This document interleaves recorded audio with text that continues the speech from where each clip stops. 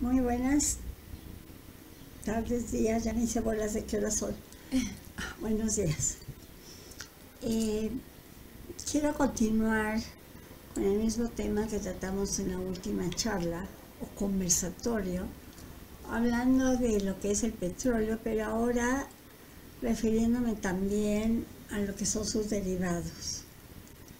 Porque lamentablemente, nos guste o no, la realidad es que el petróleo, por el momento, creo que no se ha encontrado un elemento que realmente pueda sustituirlo para satisfacer las necesidades en general de la humanidad en la manera en que estamos acostumbrados a vivir actualmente.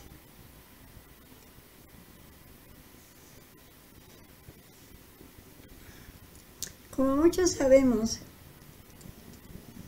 el petróleo se formó hace millones de años y se supone que la razón fue que al quedar bajo tierra tantas plantas y tantos animales, entre los dinosaurios, etc., por movimientos del mismo proceso natural de la tierra y con la formación y contribución de bacterias que contribuyeron a que todas esas plantas y animales que habían fallecido se formara lo que se conoce como el petróleo crudo, que era como una masa, como un, ¿cómo les dijera? Como un líquido espeso que en su principio, ahorita se me fue el nombre de cómo lo llamaron cuando lo encontraron. ¿Crudo? Siempre se me olvidan las palabras. ¿Crudo? No era crudo, era...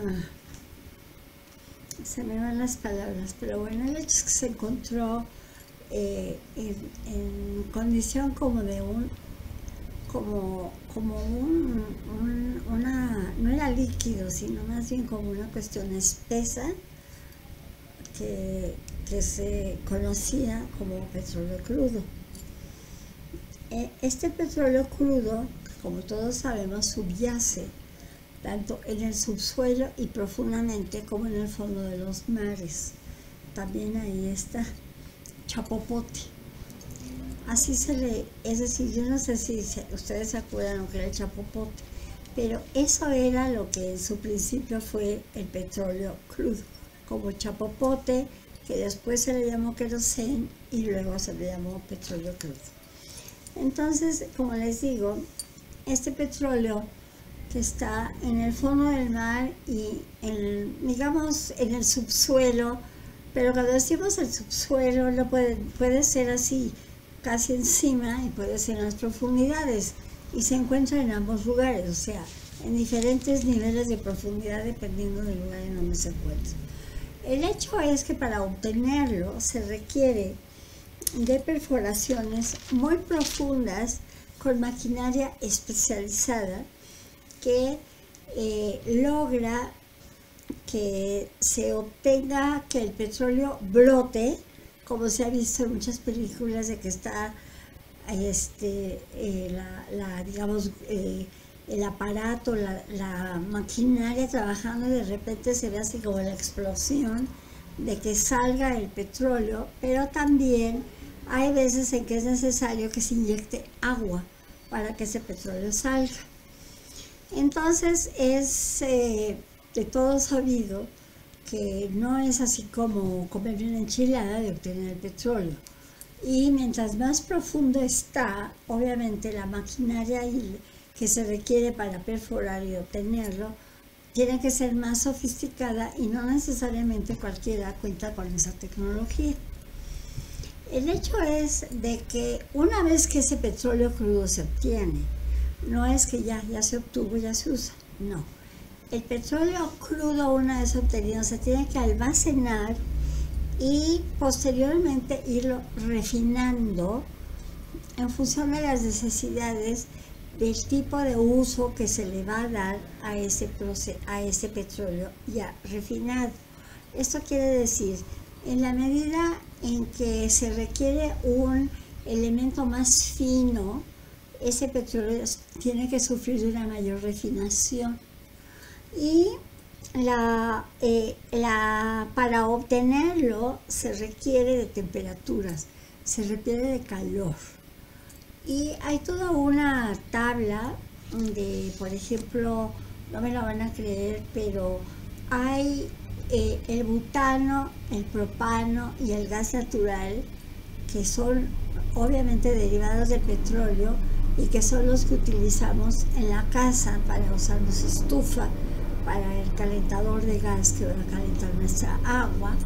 Ese petróleo necesita ser líquido, que también se le llama licuado, al propano y al butano, no al natural, que es el nuevo que se usa ahora, que las instalaciones son, digamos, bajo tierra y que tienen otras características. Pero el butano y el propano, para poder refinarse, requiere estar en una condición de líquido, para lo cual la temperatura para obtener su refinación debe ser bajísima. Se está hablando de menos 165 grados a 0 grados, ¿sí? En el caso precisamente de lo que se refiere al butano, al propano y al gas natural. En lo que se refiere, por ejemplo, a las gasolinas y a las naftas, el calor que se requiere es de 30 a 200 grados centígrados, y así se va aumentando en función de si son, ¿cómo se llama?, fulóleos, aceites, ceras, etcétera. El calor debe ser mayor.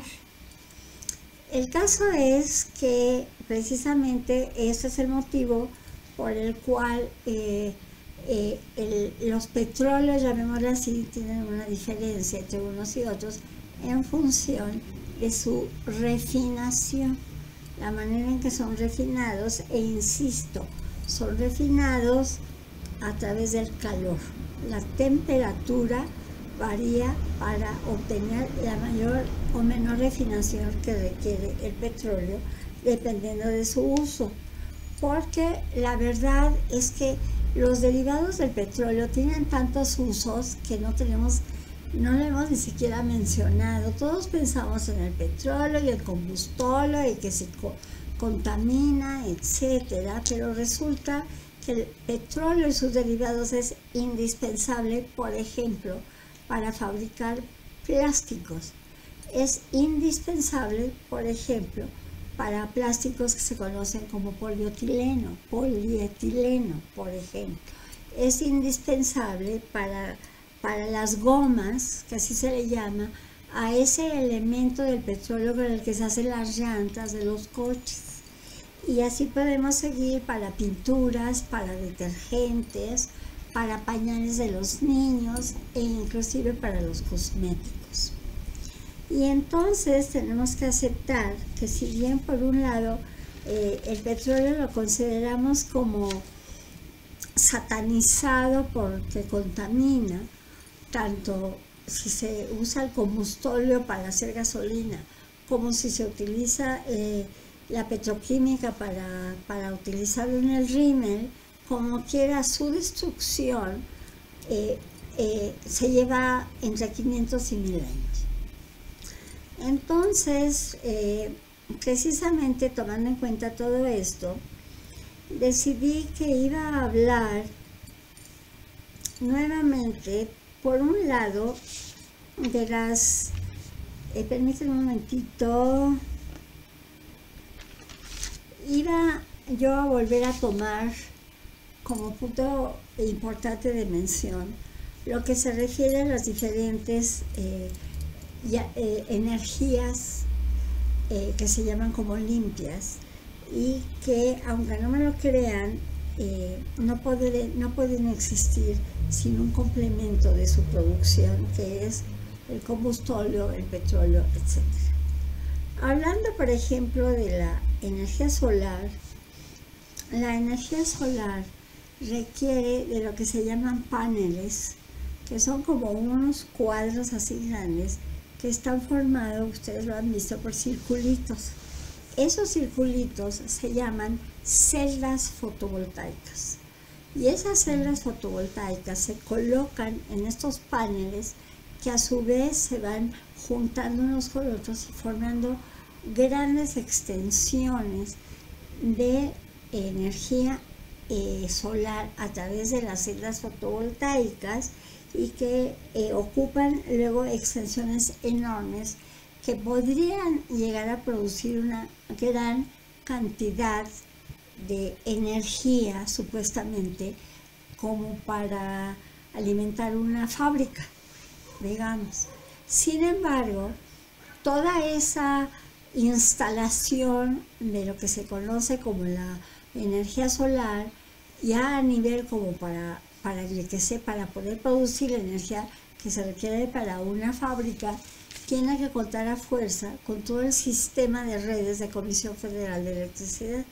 Porque quiero recordarles que el proceso de la energía está formada de 4 pasos. El primero es la generación, luego es la transmisión, luego es la distribución y por último la comercialización.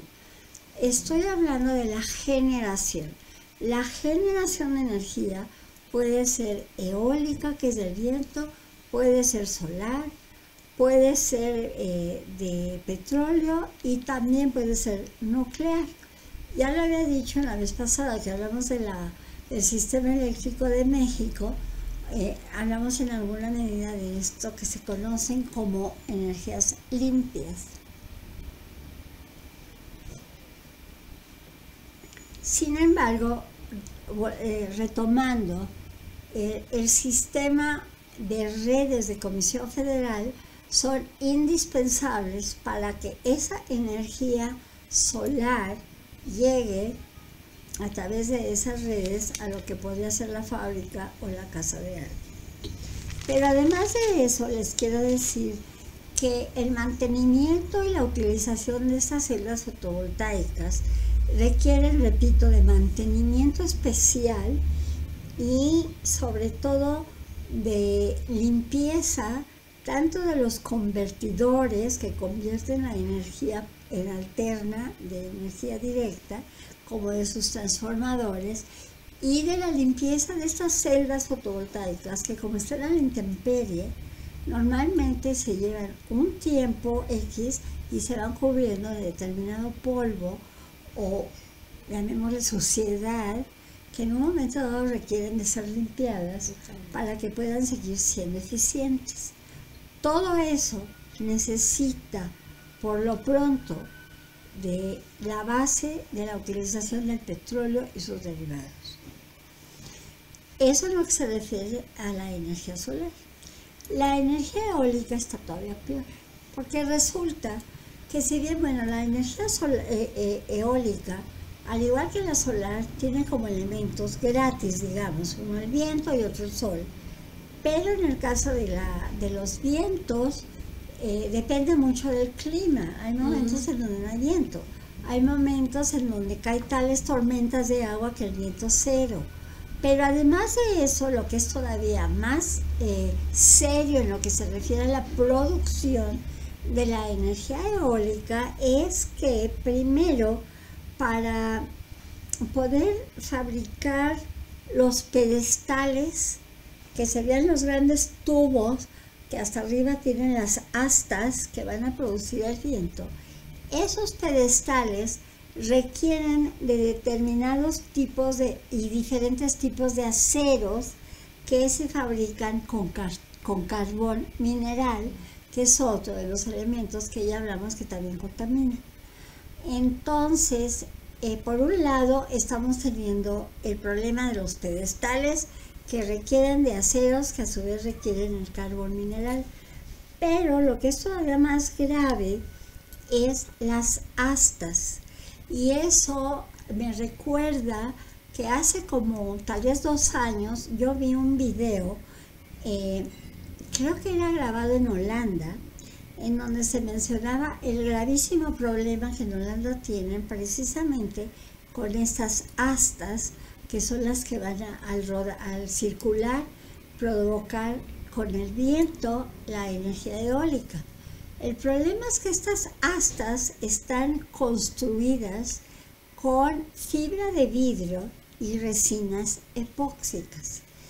Y la fibra de vidrio es todavía más contaminante cuando se tiene que destruir que el mismo petróleo o sus derivados. Entonces, en este video que yo vi, resultó que en un momento dado tienen que cambiarse las aspas porque se van desgastando, van perdiendo su calidad y deben ser sustituidas por astas nuevas.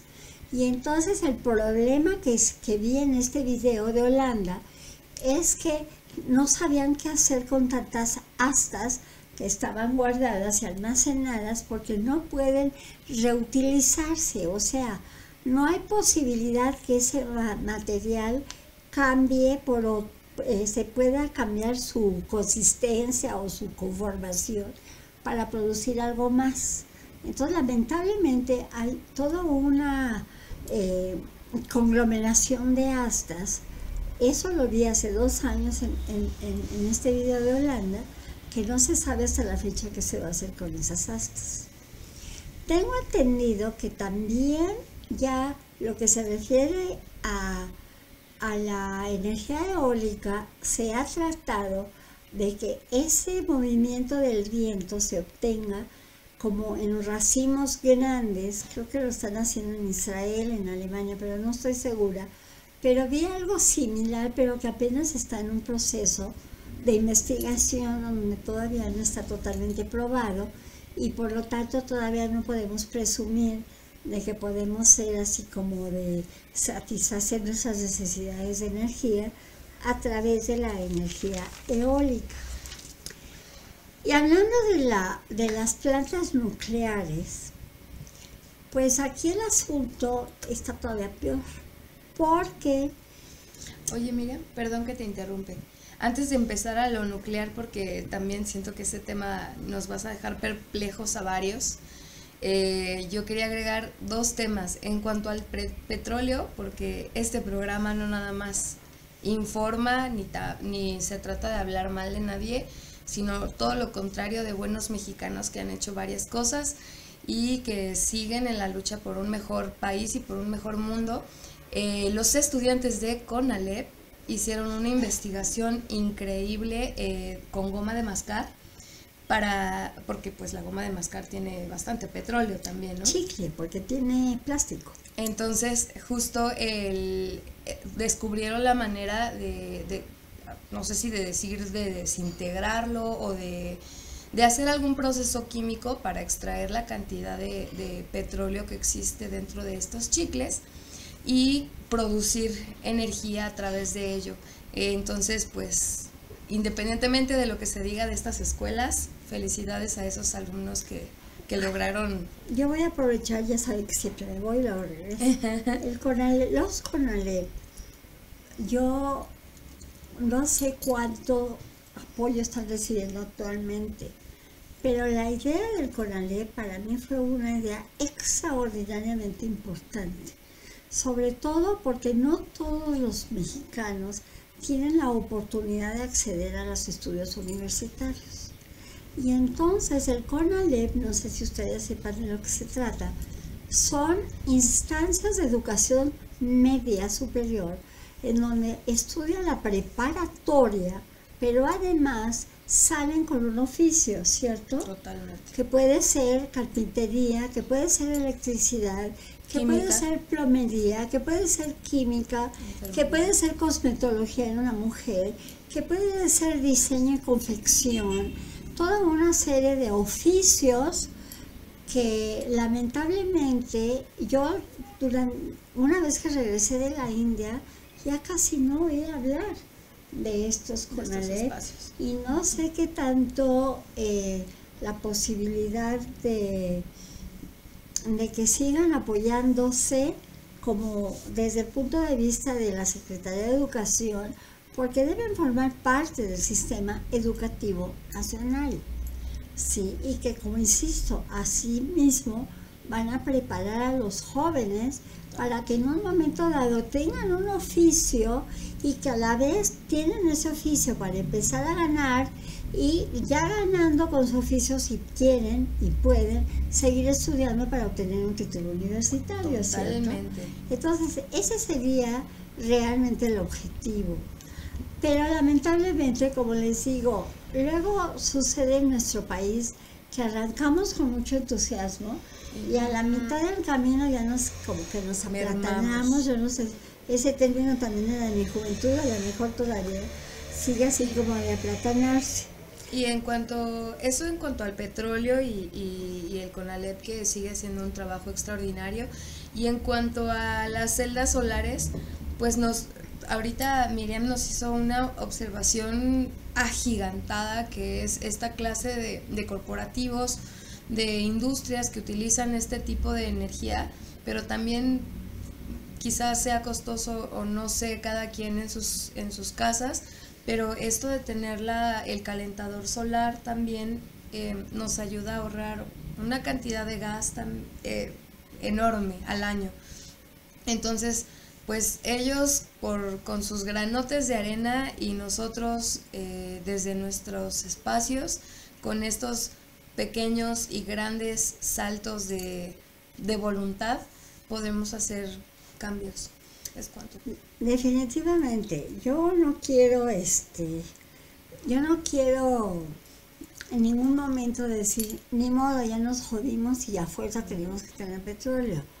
A lo que me estoy refiriendo es a que precisamente lo que tú te refieres, la utilización de las celdas fotovoltaicas, cuando las pones al techo de tu casa, te puede proporcionar calor suficiente, energía suficiente para que calientes tu calentador de agua, tengas luz e inclusive puedas calentar tus alimentos.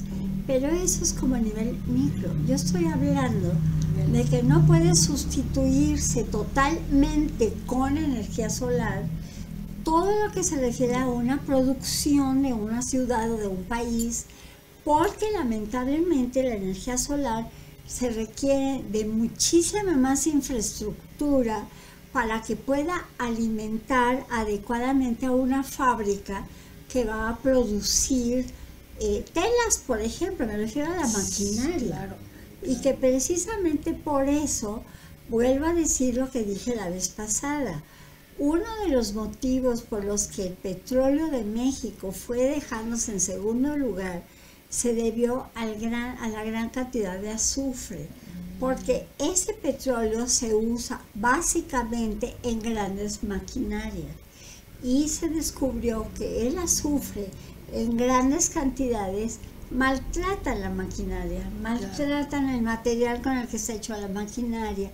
Por eso dejaron de utilizarse en los barcos y por eso en menor medida o sufren un proceso para disminuir el azufre o dejan de usarlo. Y es que utilizar el proceso para disminuir el azufre es muy costoso. Y en las fábricas y en la industria de lo que se trata es de procurar la mayor producción posible al costo más bajo posible. Eso es una como regla del juego de lo que se refiere a la producción de cualquier negocio, de cualquier fábrica, de cualquier producto. Saludo a todos en casa, es una sugerencia de mi parte y ahorita que vi a Miriam se me ocurrió, pero únanse a los programas de Desde la Mirada Weisberg con un buen cafecito y aquí estaremos. Y no necesitan el petróleo. Bueno, el hecho es que seguiré hablando de la energía nuclear. La energía nuclear, como yo les dije la vez pasada también, tenemos en México lo que se conoce la planta nucleoeléctrica de Laguna Verde. La energía nuclear, además de que es costosa, es sumamente peligrosa. Y por ejemplo, lo que pasó en Chernobyl, tú sabes lo que pasó. Si ella que tiene 27 años sabe lo que pasó, la mayoría de los que me oyen saben lo que pasó. Es un defecto humano, tú me lo dijiste, fue un capricho de un director de decir, más, yo de aquí no me muevo, y entonces hubo una fisura, se provocó una fuga de radioactividad, y lo que casi nadie dice es que esa fuga de radioactividad, motivada por los vientos, llegó hasta Francia e Inglaterra.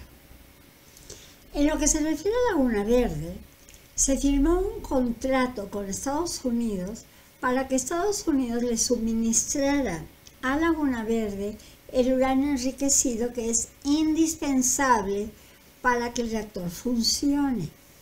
Pero también hay un elemento que es este reactor y abajo hay grandes tinas que reciben los residuos de ese reactor que se llama plutonio. Ese plutonio se había concordado con Estados Unidos que ellos iban a quedar con el plutonio. ¿Por qué? Porque el plutonio es indispensable para la bomba atómica. Entonces, si quieres tener bombas atómicas chiquitas, medianas y grandes, necesitas el plutonio. Pero sucedió que de repente decidieron los norteamericanos, saben que mexicanitos ya no queremos su plutonio. En un momento dado se decidió, creo que también lo mencioné la vez pasada, se iba a llevar a Mozambique y resulta que no funcionó. Y en esas grandes tinas o albercas que hay debajo, se ha ido acumulando el plutonio al grado de que ya el almacenamiento del plutonio nos está rebasando. Y además, ya se ha demostrado que en todos los pequeños pueblos que están alrededor de Laguna Verde, que es un lugar pequeño en Veracruz, se ha incrementado el cáncer en un 80% en la población. No especialmente cáncer de mama, no especialmente cáncer de ovarios, ha sido cáncer de huesos, cáncer de tiroides, etc. Entonces, así que abres tus ojitos. Sí, esa es la triste realidad. Es triste porque ahorita les llega a ellos, pero la radiación no sabe. Y además en los mares que están alrededor de Laguna Verde se está también expandiendo la radioactividad más allá. Qué miedo, qué miedo. Hay otra rama de la cuestión del petróleo que es muy importante mencionar y es la petroquímica. La petroquímica son los procesos químicos que llevan a cabo la utilización del petróleo crudo a que llegue a ser un pañal de bebé, a que llegue a ser una anilina que va a teñir una tela, a que llegue a ser un detergente para lavar la ropa o los trastes, y a que llegue a ser maquillajes, toda una rama, toda una área enorme que son los cosméticos. Todo lo que nos ven, lo que me ven a mí, mi rayita negra, mi lipstick, todo contiene un elemento de petróleo que ha sufrido un proceso petroquímico. El tema de los cosméticos y la petroquímica la voy a ver la próxima sesión de nuestro conversatorio, porque ahí sí voy a hablar de lo gravísimo que es para todos lo que significa el negocio de los cosméticos, el uso de la petroquímica en una forma totalmente irracional con el objeto del negocio, que es de las transnacionales, que básicamente son las que manejan, gracias a la coquetería de las mujeres, gracias a que las que tienen una situación económica o los que tienen una situación económica como signo de éxito tienen que tener X o Z producto con la marca, y de eso voy a hablar la próxima sesión. Pero hoy con lo que quiero terminar, que es verdaderamente muy grave y que nadie habla de eso, es del gas del petróleo en los aviones. Dadas las circunstancias que está viviendo nuestro país, por caprichos o no caprichos, lo único que sí sé, y lo han dicho los que sí saben del asunto, tanto controladores de tráfico aéreo como expertos, pilotos y demás, han coincidido en que el hecho de haber establecido el aeropuerto Felipe Ángeles en lo que era un aeropuerto estratégico militar conocido como Santa Lucía, lo que provocó al inaugurarse caprichosamente fue obligar a que se cambiaran las rutas aéreas, de la que estoy segura que todos ustedes han oído hablar. Y entonces, independientemente de lo peligroso de haber cambiado las rutas, también voy a hablar de lo costoso y contaminante que resulta. Porque ahí les va el chiste. Nadie tiene ni idea de cuánto gasta un avión para volar una hora. ¿Te has puesto a pensar en eso? No. Ni lo pensamos. Una hora. Lo que pensamos es, ay, me iré en Aeroméxico o me iré en Volaris o a qué hora sale. No salgan en Resulta que un segundo de vuelo de un jet como digamos el Boeing 737, un segundo de vuelo gasta 4 litros de petróleo, de gas, Wow. de ¿Un gasolina, segundo? que se llama turbocina. Así se llama la gasolina que se utiliza en los aviones. Esto quiere decir que por una hora de vuelo de un avión de este tamaño se utilizan 14.400 litros de gas, de gasolina, que se llama turbocina, y que al quemarse para que ese avión vuele, se está llevando a la atmósfera, imagínense qué cantidad de contaminación. ¿Ok? Bueno, y entonces termino vinculando esto que acabo de decir, de lo que un avión utiliza en una hora de vuelo, con la bronca que está viendo, con todo el problema porque ya se cambiaron las rutas aéreas, y entonces por lo pronto antier vi que ya eran 10 los aviones que afortunadamente, aunque le echan la culpa a todos los controladores, la realidad es que no se puede, ya lo habían dicho, se empatan la salida de uno con la llegada de otro. Entonces imagínense, está Aeroméxico que ya va a aterrizar y le avisan, hey, tienes que volverte a elevar porque el de Volaris ya va a despegar. Y entonces este de Aeroméxico va para arriba y tiene que estar volando en una forma circular, digamos, en forma de espiral, por lo menos 20 minutos. Entonces dividan 14.400 entre 4, que serían los... No, entre 3. La cuarta parte. Entre 3, porque 20 minutos es una tercera parte de una hora. Entonces, imagínense lo que está contribuyendo al mal de este país el tomar una decisión al vapor, el tomar una decisión sin estudiar las cosas adecuadamente y el tomar una decisión cuando lo único que se tiene en mente es la voluntad política, el capricho político, el enriquecerse tal vez, o bien el pasar a la historia porque hiciste un nuevo aeropuerto. Esa es la realidad que estamos viviendo, ¿sí?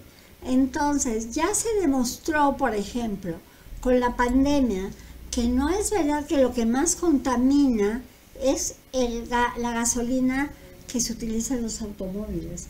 Que por cierto me contaba Gabriel que el automóvil, que es una máquina de 4 tiempos, lamentablemente es un aparato, es un vehículo que únicamente utiliza el 30% de su energía para que el carro se mueva. El otro 70% de la gasolina se va en vapor a través del escape. Eso es el automóvil. Y cuando inició la pandemia, si se acuerdan, nadie movía coches, o sea, no salíamos. Se detuvieron los autos, no había movimiento de automovilístico en la ciudad. Sin embargo, teníamos un alto nivel de contaminación. ¿Por qué? Porque llegaban los aires de Tula, donde hay una refinería que estaba funcionando en forma inadecuada, y entonces nos llegaban los vientos contaminantes. Y es con lo que voy a terminar.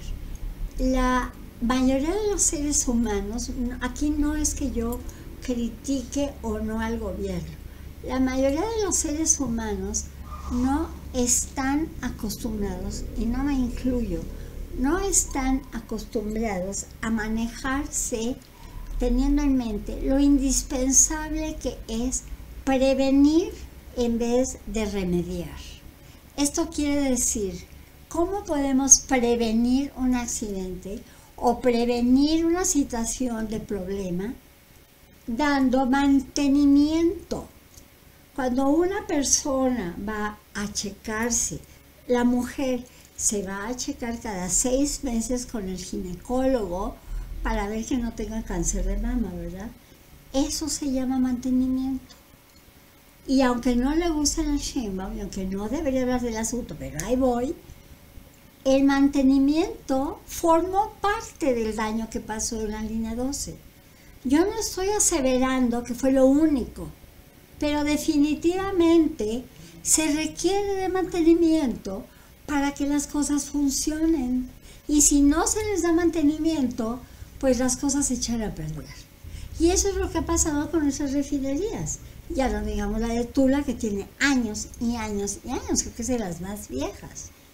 Entonces, si en vez de gastar en Dos Bocas y en vez de gastar otra vez, ya no me acuerdo otra vez del nombre de la que compramos en Estados Unidos, se les diera un mantenimiento adecuado a las 6 refinerías que ya existían y que son indispensables no solamente para obtener el petróleo para las gasolinas, sino también para el gas butano, para las estufas, para la petroquímica, etc. Si se le diera un mantenimiento adecuado a las refinerías que ya existen, a todas las plantas hidroeléctricas, geoeléctricas, etcétera, que tenemos en el país, otro gallo nos cantaría.